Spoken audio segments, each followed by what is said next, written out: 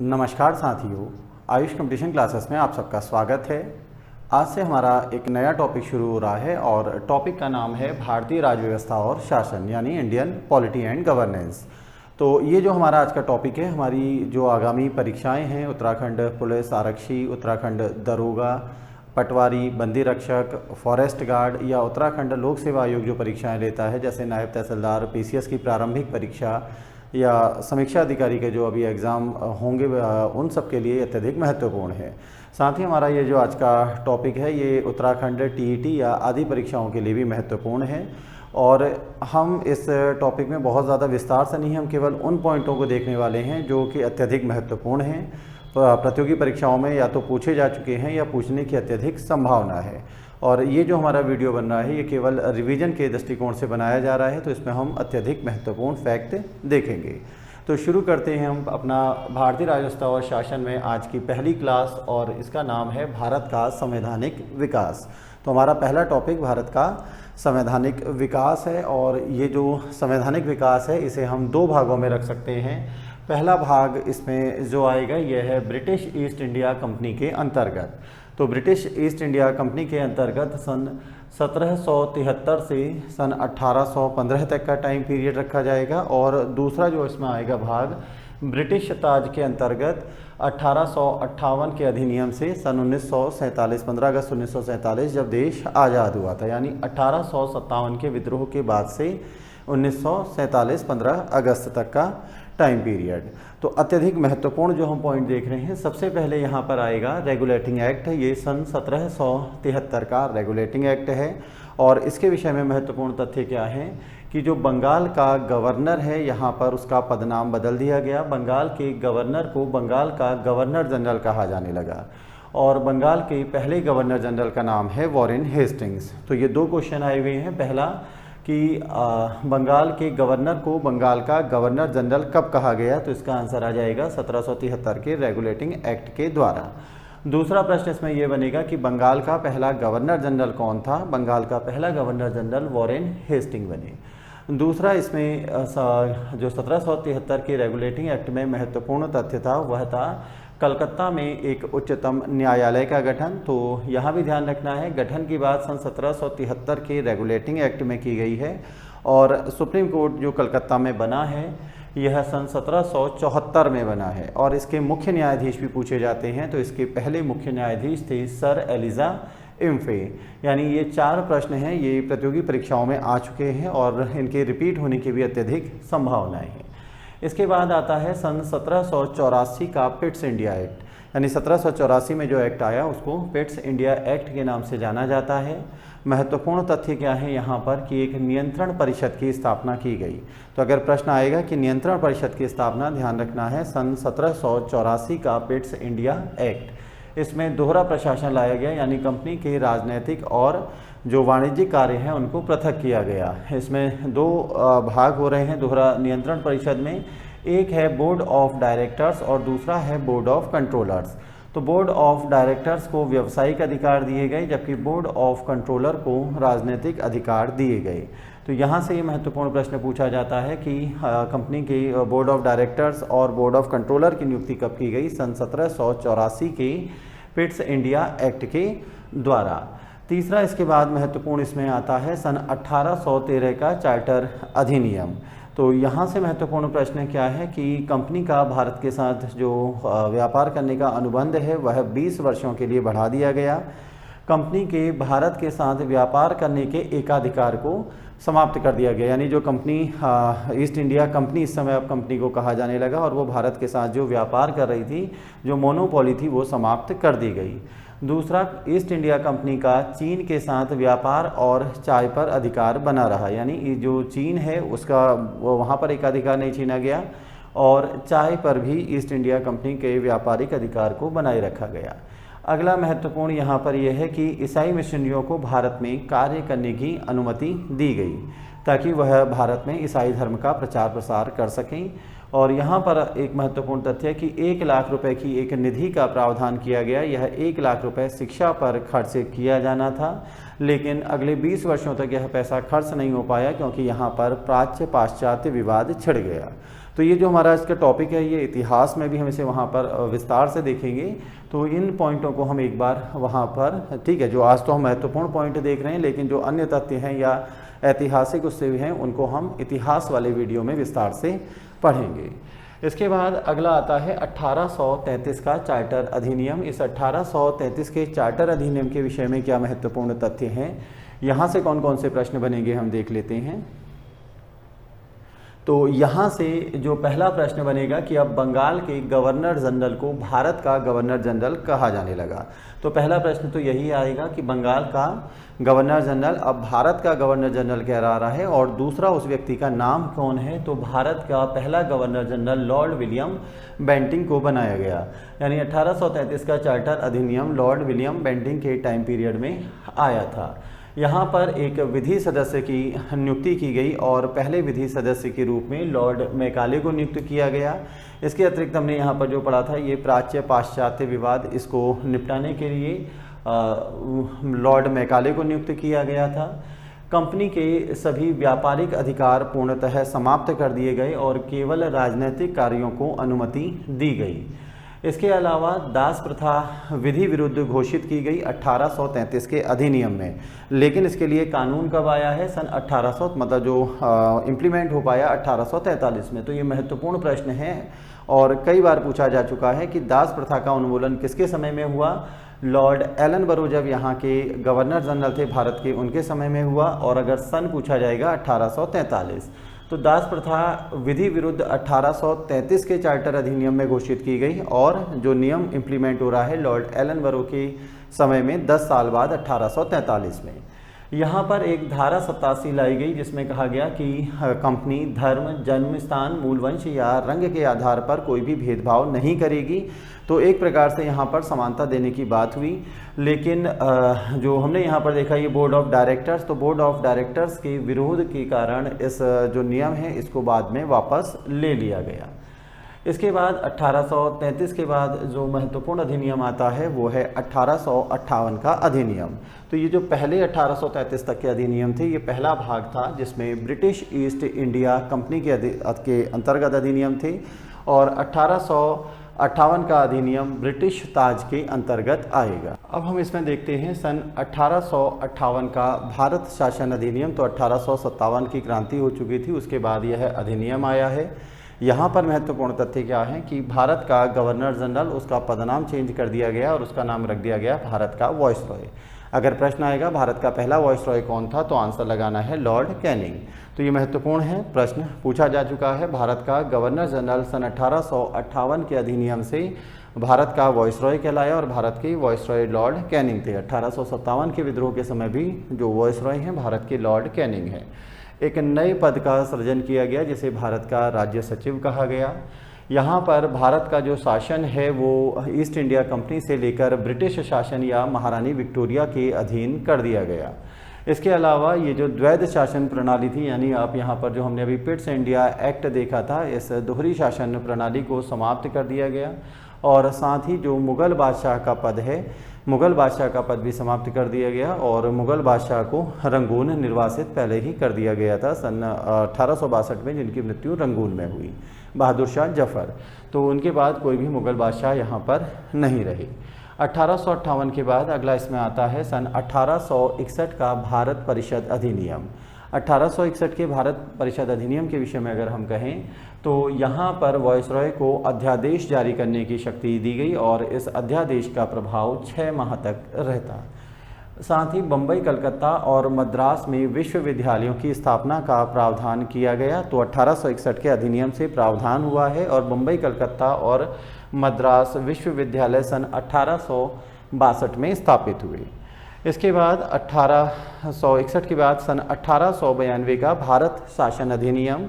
तो इस समय तक सन 1885 में भारतीय राष्ट्रीय कांग्रेस की स्थापना हो गई थी, और उसमें जो कांग्रेस के मतलब 2 मतों में विभाजित हो गई थी, एक गर्म दल और एक नरम दल।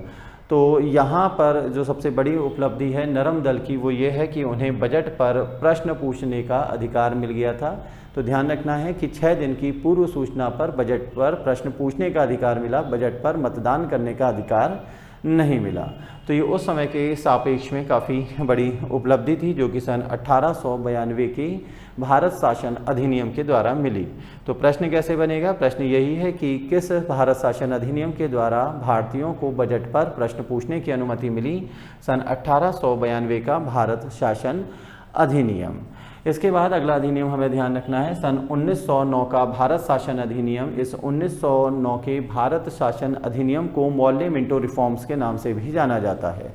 तो जैसे हमने यहाँ पढ़ा कि भारत का राज्य सचिव, तो पहला जो व्यक्ति हैं ये मॉर्ले भारत के राज्य सचिव हैं, और मिंटो यह भारत के वॉइसरॉय हैं।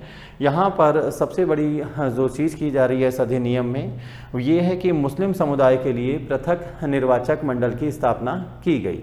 तो प्रश्न अगर आता है कि मुस्लिम समुदाय के लिए पृथक प्रतिनिधित्व किस अधिनियम के द्वारा किया गया? 1909 के भारत परिषद अधिनियम या मॉर्ले मिंटो रिफॉर्म्स के द्वारा।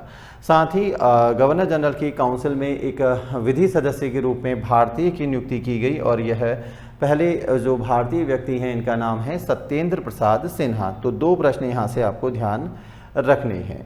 1909 के बाद अगला जो अधिनियम है यह 1919 का भारत शासन अधिनियम है, और यहाँ पर महत्वपूर्ण चीज़ है कि जैसे यहाँ 1909 में मुस्लिम समुदाय को पृथक प्रतिनिधित्व दिया गया था, 1919 के अधिनियम में भारतीय, ईसाई, आंग्ल भारतीय या सिख इन लोगों को भी पृथक प्रतिनिधित्व या पृथक निर्वाचन की सुविधा दी गई।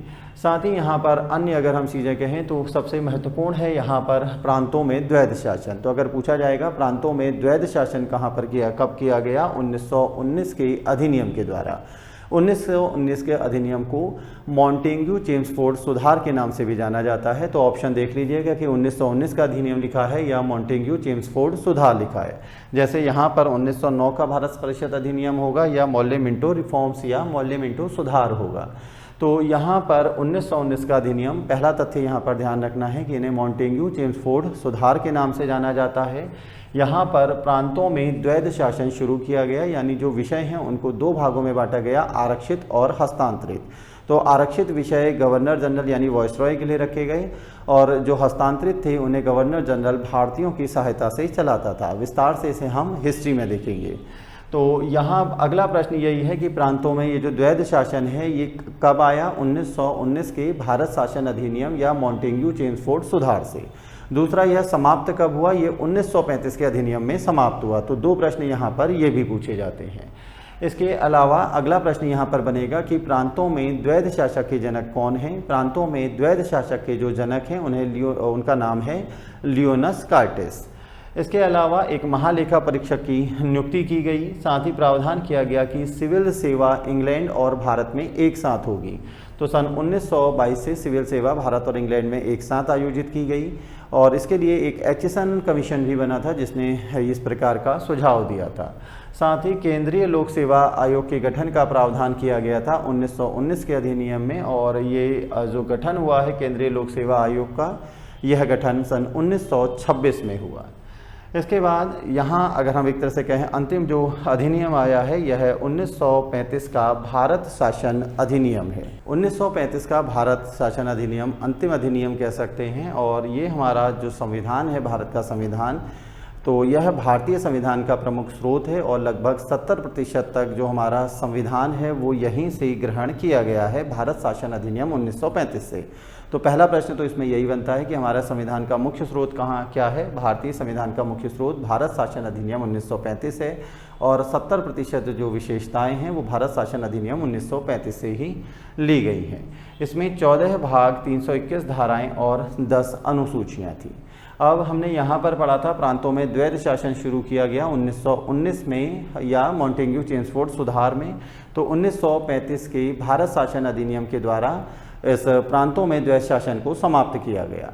अगला महत्वपूर्ण है कि यहाँ पर फिर केंद्र में द्वैध शासन शुरू किया गया। तो अगर प्रश्न पूछा जाता है कि केंद्र में द्वैध शासन कब शुरू हुआ? सन 1935 के भारत शासन अधिनियम से। तो महत्वपूर्ण चीज़ें हैं, भारतीय संविधान का प्रमुख स्रोत है, प्रांतों में द्वैध शासन को समाप्त किया गया, केंद्र में द्वैध शासन लाया गया, यानी जो विषय थे उनको आरक्षित और हस्तांतरित दो भागों में रखा गया। साथ ही एक संघीय न्यायालय के गठन का प्रावधान किया गया 1935 के अधिनियम से। लेकिन गठन हुआ कब, ये डेट हमें ध्यान रखनी है, 1 अक्टूबर सन 1937 को। तो संघीय न्यायालय 1 अक्टूबर 1937 को गठित हो रहा है और इसके अगर मुख्य न्यायाधीश पूछे जाएंगे, इसके मुख्य न्यायाधीश थे सर मॉरिस गुएयर।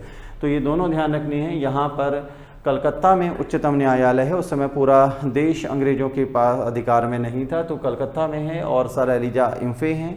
दूसरा यहाँ पर हमने पढ़ा था 1861 में बम्बई, कलकत्ता और मद्रास में, ठीक है। तो यहाँ पर उच्चतम न्यायालय ये ध्यान रखना है। इसके अलावा यहाँ पर ध्यान जो रखना था दूसरा कि संघीय न्यायालय 1 अक्टूबर 1937, पहले इसके मुख्य न्यायाधीश सर मॉरिस गुएयर। साथ ही वर्मा को भारत से पृथक किया गया सन 1935 के अधिनियम में और 1937 में वर्मा भी भारत से पृथक हो गया। यहाँ पर संवैधानिक निरंकुशता का सिद्धांत दिया गया, आरबीआई के गठन की बात की गई और गवर्नर जनरल को अध्यादेश जारी करने की शक्ति दी गई। साथ ही अवशिष्ट शक्तियाँ भी जो थीं वह गवर्नर जनरल में निहित कर दी गई। साथ ही एक प्रश्न यहाँ पर और, जैसे हम पढ़ रहे थे कि यहाँ पर भारत का वॉइसरॉय कहा गया, तो 1935 के अधिनियम में इस पद को पुनः भारत का गवर्नर जनरल कहा जाने लगा। यह जो 1935 का भारत शासन अधिनियम है, यह साइमन कमीशन की रिपोर्ट के आधार पर आया। इसके बाद अगला है क्रिप्स मिशन। क्रिप्स मिशन 20 मार्च सन 1942 को भारत आया है। तो यहाँ तक हमारा ये टॉपिक पूरा भारत का संवैधानिक विकास हो चुका है, लेकिन कुछ अन्य तथ्य हैं जो महत्वपूर्ण और हैं और परीक्षाओं में पूछे गए हैं, उन्हें देख लेते हैं। तो क्रिप्स मिशन की डेट ध्यान रखनी है, 20 मार्च सन 1942 को यह भारत आया है। दूसरा कैबिनेट मिशन, यह 29 मार्च सन 1946 को आया है। इसमें कितने मेंबर थे? 3 मेंबर थे। तीनों मेंबर का नाम पूछा जाता है। तो 3 मेंबर इसमें हैं सर पैथिक लॉरेंस, जो कि इस आयोग के अध्यक्ष भी थे, A.V. अलेक्जेंडर और सर स्टफर्ड क्रिप्स। तो पूछा जाएगा कि निम्नलिखित में से कौन कैबिनेट मिशन में नहीं था या कौन शामिल था, तो तीनों नाम हमें यहाँ पर याद रखने हैं। यह कैबिनेट मिशन ही है जो सबसे पहले संविधान सभा के गठन की यहाँ पर बात कर रहा है कि एक संविधान सभा का गठन किया जाए जो संविधान का निर्माण करे। साथ ही कैबिनेट मिशन ने त्रिस्तरीय शासन व्यवस्था के भी गठन की बात की। इसके बाद अगला यहाँ पर आती है जो है महत्वपूर्ण लॉर्ड माउंटबेटन योजना। तो सन 1947 में लॉर्ड माउंटबेटन को भारत का गवर्नर जनरल बना के भेजा गया और उन्होंने 3 जून सन 1947 को एक योजना प्रस्तुत की। तो यहाँ प्रश्न पूछा जाएगा 3 जून योजना है, ये किससे संबंधित है? 3 जून योजना भारत की विभाजन से संबंधित है। तो यह लॉर्ड माउंटबेटन यह अंतिम गवर्नर जनरल थे भारत के और स्वतंत्र भारत के भी पहले गवर्नर जनरल थे, या अंतिम British governor general Lord Mountbatten है। तो ये 3 जून योजना प्रस्तुत कर रहे हैं जो कि भारत के विभाजन से संबंधित है। इसके बाद इसमें अंतिम महत्वपूर्ण तथ्य है भारतीय स्वतंत्रता अधिनियम। तो लॉर्ड माउंटबेटन की 3 जून योजना के बाद भारतीय स्वतंत्रता अधिनियम ये आ रहा है। तो यहाँ पर 2 क्वेश्चन हमें ध्यान रखने हैं। पहला क्वेश्चन तो ये है कि ये जो भारतीय स्वतंत्रता अधिनियम है, ये ब्रिटिश जो वहाँ की पार्लियामेंट थी, ये ब्रिटिश संसद थी, उसमें कब इंट्रोड्यूस किया गया, कब प्रस्तुत किया गया? 4 जुलाई सन 1947 को। ठीक है। तो भारत का जो जिसमें 2 भाग होने थे, भारत और पाकिस्तान, उससे संबंधित विधेयक अगर पूछा जाएगा कब पेश हो रहा है? 4 जुलाई 1947।